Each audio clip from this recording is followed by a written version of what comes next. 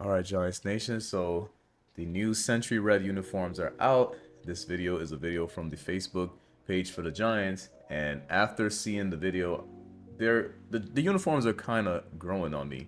Now, I will say that I'm not a fan of the pants, but considering the history, we know why they're wearing those pants. So the pants are from 1925 and the helmets are from 1938 and the jerseys from 1933. Now, I did see a couple Giants fans roast the uniforms, saying that the uniforms were inspired by the Canadian hockey team jersey, but more than likely those jerseys existed before that hockey team jersey. But I could be wrong. I didn't check the history on the Canadian team jersey, but yeah, that's why they're going with that combination. It still looks better than the Steelers Bumblebee uniform, so it's gonna grow on some of you guys if you don't like it. I like it now that I see the players in it. Now, we also got the schedule released this week too, and some of the fans think that we can possibly have a 10-win season. I tallied up the possible wins, and I could realistically, if we do everything we're supposed to do, right? Let's just say Daniel Jones is at minimum the 2022 version of himself, or maybe it's not Daniel Jones, maybe it's Drew Lock. Let's just say we get the ball to Malik Neighbors and the offense actually looks respectable because it was second to last year, even without Daniel Jones. And with Saquon Barkley, the god, the guy that was doing everything and getting all the wins. If we could have a respectable offense next year and the defense is as good as we think it is, like most people are saying that our defense has potential, even though it's being ranked like 25 out of 32nd, but you just never know when the season starts. So I kind of like where we are though. I like that everybody is pessimistic about this team. And so we're starting at the bottom. People are saying 6-win team, but after going through the schedule, you're telling me that you don't think we can beat Minnesota, Washington, the Seahawks, the Bengals, the Steelers, the Panthers, and Washington again, New Orleans, Falcons, Colts, and Eagles the last time around? Because I couldn't understand losing both to the Cowboys. For some reason, we just can't beat these dudes. And that's fine, as long as we split one with the Eagles and win both of the Washington games. Because remember, I know they got Daniels as the quarterback, and he's supposed to be good, but he's still a rookie. You could have a scenario where I would say that's the best case scenario, where you only take 6 L's. Most people probably say that's not possible because something always goes wrong. But hey, man, can't always be pessimistic. We got to always think about the possibilities. I'm not saying this is what's likely going to happen, but I could see a 10-win or 11-win season if everything just happens to go right in terms of, whoever the quarterback is getting the ball to Malik Neighbors and the offense is actually not second to last in the league. The schedule isn't as tough as I thought if what I think could happen happens. Now, they did drop the strength of schedule and they put us number 6, so I could be wrong.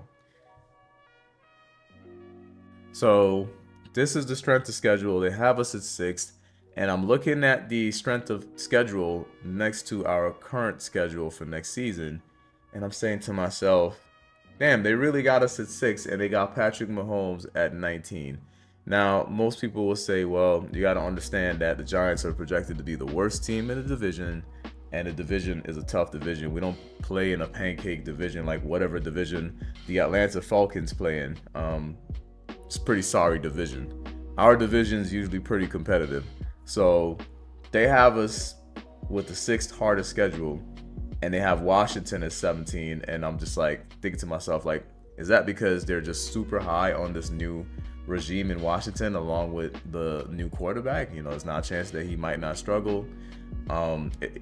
Most new quarterbacks tend to struggle, man. I think people see CJ and they just feel like every new quarterback is going to be like CJ. So Caleb and Daniels are expected to be great from week 1, it seems like, or for most of the season. But there's a possibility that they could have a bad season or just have an okay season and not like a CJ Stroud season. So people need to consider that. But I don't know, man. What do you guys think about the uniform? What do you guys think about the possible wins that we can have next year? Do you think it's a 4-win season, a 6-win season, 8-win season, 10-win season?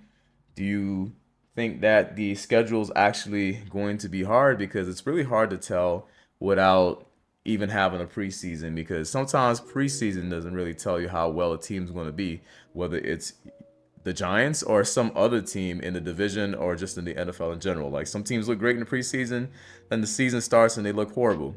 Now, I almost forgot Hard Knocks.